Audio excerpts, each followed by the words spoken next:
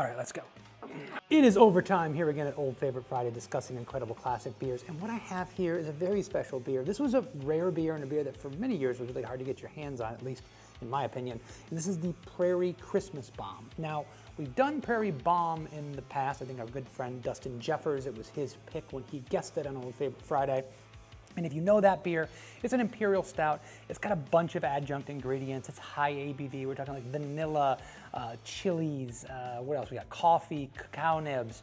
There's a lot that's going on in the bomb, the Prairie Bomb. This is the Christmas version where we add holiday spices. Which spices?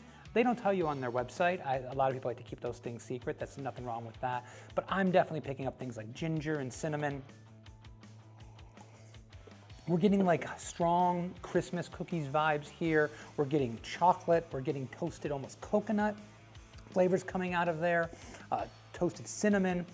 There is a lot going on here. And if you guys know or have been watching these for a while, you know that I always praise restraint, balance, all those things that are so important to craft beer making, where you're not just hitting people over the head with the same ingredients. This is a 13% imperial stout with no less than 5 to who knows how many spices, 5 or more adjunct ingredients, and it pulls it off. It really pulls it off because it does two things that are really important. It balances those flavors where I'm picking up the coffee and the vanilla, and I'm picking up some subtleties from that. And it also does it without being overly sweet. They got good attenuation out of this, enough that we're not just a syrupy mess. And this was the same with the Prairie Bomb, which is a classic. It's a pastry stout, if there ever was one. And this is the Christmas version of that, and it's killer. There's actually roasted malt flavors in there to balance out the sweetness. This is a stout. This is just not a sugar bomb. And that's really important. I think a brewery like this knows what they're doing. And when people talk about a pastry stout, this is what I hope they're talking about. Because there's some other versions out there, other breweries that I think just kind of go too much in one direction. This one pulls it off, as I said. Pairing this beer with food could be really difficult. There's so much stuff going on in here.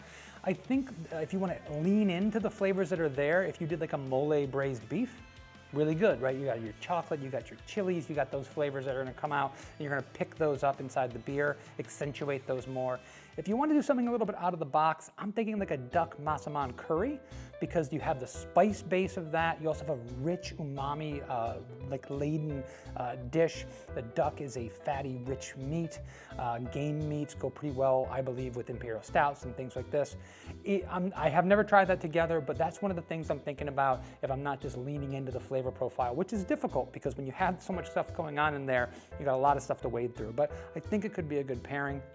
In general, obviously it's always good just to drink it by itself, but this is a fantastic beer by a great brewery, and this is a pastry stout that I endorse. I sometimes kind of poo-poo pastry stouts, but this is one that you can really appreciate. Thank you guys as always for coming back to us for Old Favorite Friday. Please poke around the channel, see the other videos that we're doing, and come back next time when we talk about great beers, and cheers.